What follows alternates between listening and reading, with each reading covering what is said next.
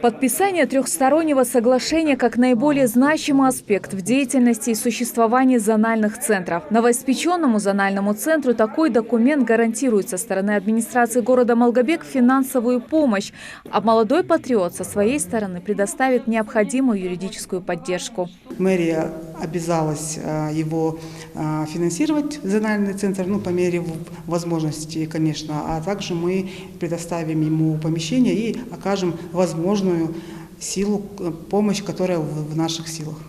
Семинар на тему «Патриотическое воспитание молодежи в Республике Ингушетия» в первую очередь включает в себя обсуждение вопросов по совершенствованию Центра военно-патриотического воспитания и подготовки молодежи к военной службе. Один из путей формирования молодого патриота – создание в каждом муниципальном образовании зональных центров. 4 таких центров уже функционируют в каждом районе республики. Всего же планируется создать таких 8 и подготовить проект до 22 ноября. Я дам указания военным комиссарам муниципальных образований.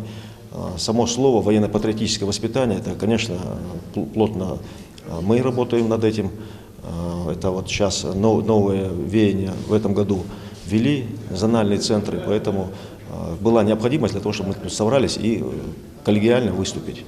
Также звучали предложения о заблаговременной подготовке будущего солдата в общеобразовательных учреждениях. Речь идет о состоянии строевой и физической подготовки. Зачастую на месте несения службы призывники не хотят выполнять приказы командира. Патриотическое воспитание – это стержень общества и государства в целом. И поэтому обеспечить багажом знаний и умений молодого человека в военном деле недостаточно. Здесь нужно учесть самое главное – духовно-нравственное воспитание.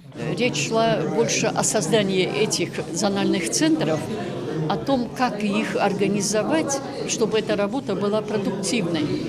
И чтобы все организации, которых мы называем участниками центров, они заработали, и это было продуктивно и рационально.